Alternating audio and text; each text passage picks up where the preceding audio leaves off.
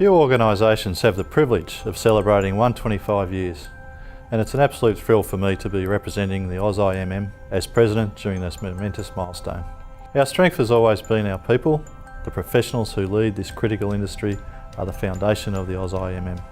During our 125th anniversary celebrations, we will tell the stories of these amazing people and celebrate their achievements, innovations and contributions.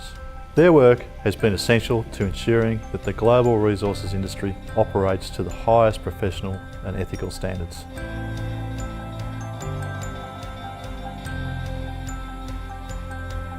It came about because some of the mining engineers of the time in the early 1890s and a little before that in Broken Hill and also in other mining fields in Australia decided that there should be a professional society representing mostly mining engineers in those days, because there'd already been similar societies set up both in the UK and also in the United States.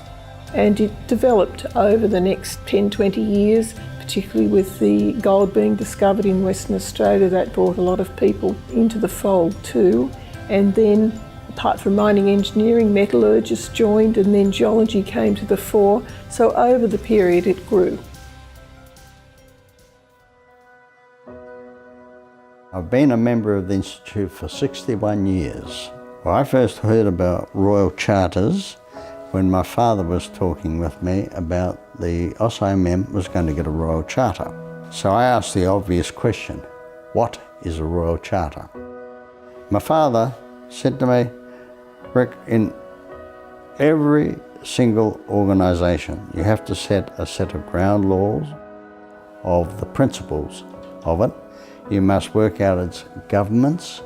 You must set the standards of what people can and can't do. And you must have a facility where if people do the wrong thing, they can be expelled. But you must also have a means by which they can appeal.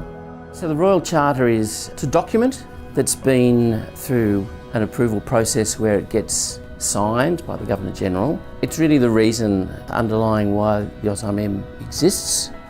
It was decided by London that the Duke would make a presentation of all the various charters and so forth, but it wasn't awarded until 1956 to my father on board the Royal Yacht Britannia. And then I had my first look at the Royal Charter when the function was over. I was fascinated by it.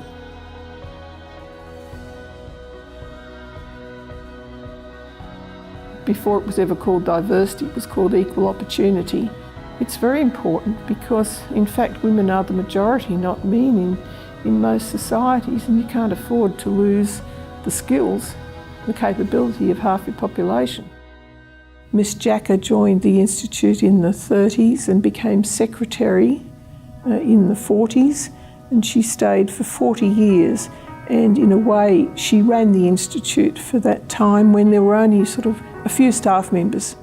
Miss Jacker was able to organise all of these Sir this and Sir that's very well.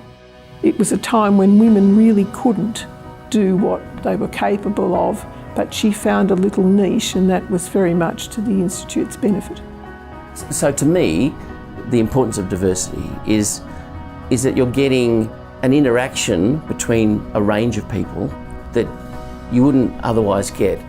When you're in a very male-dominated environment, often personal behaviours, interactions between people can be quite different to if you've got a mixed and diverse group. And so there's a real benefit in perspectives. I think it leads to a happier environment, a happier workforce. You really need people around the table who can challenge each other, not just agree with each other. So from that perspective, diversity makes good business sense. It's proven to have much better financial outcomes, much better cultural outcomes, so people enjoy coming to work a lot more. And as well, from the mining perspective, our industry really needs workforce security.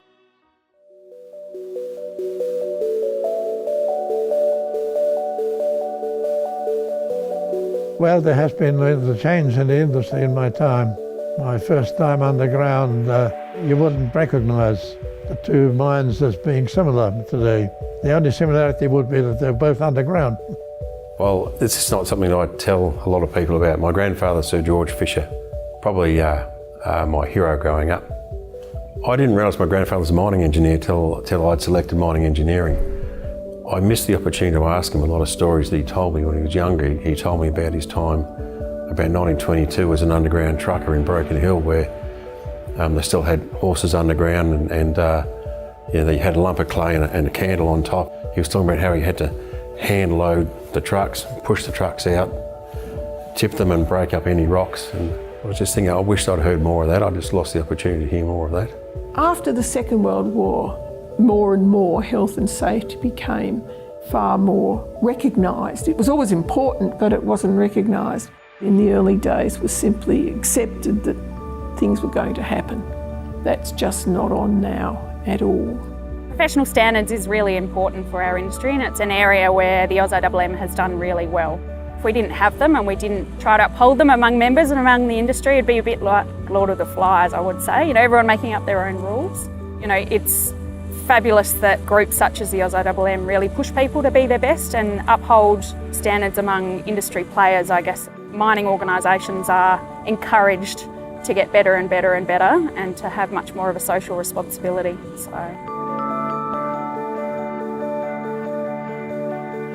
And of course, mining is so important to this country. In terms of the history and heritage in this country, that's virtually how we were developed.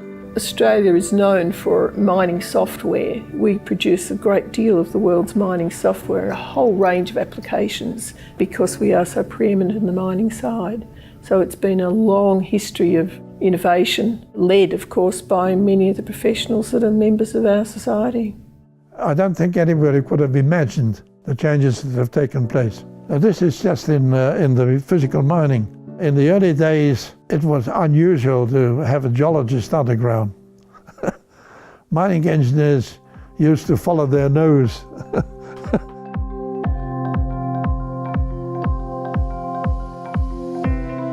When you graduate, as a graduate coming out of university, you've got a specialisation. You're a geoscientist, or you're a mining engineer, or you're a metallurgist, or a process engineer. But once you get into industry, even though you're working in your specialist area, you realise that it's the interactions with the other professions along that value chain of mining which are the most important aspects.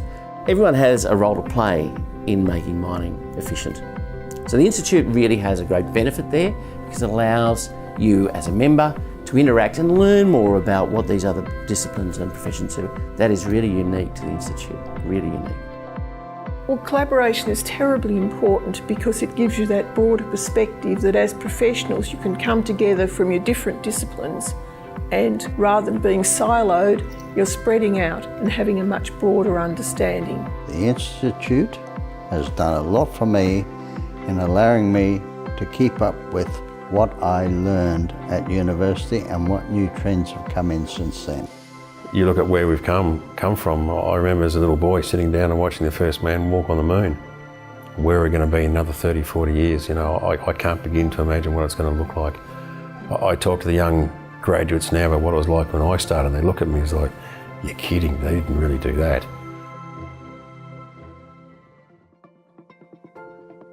Where are we going to be in 125 years' time?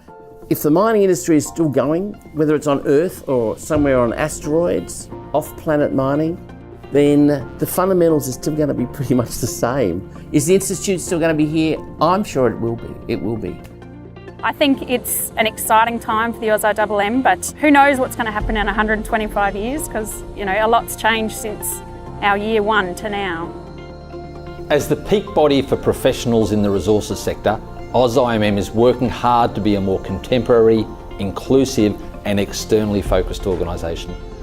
We want our brand to better represent all professionals across all parts of the mining industry. Our flagship strategy is to be the trusted voice of resources professionals. We are playing a stronger leadership role to raise the profile of the critical work of our members to shape a better future for the resources sector and to ensure the reputation of our region as a world leader in minerals and mining.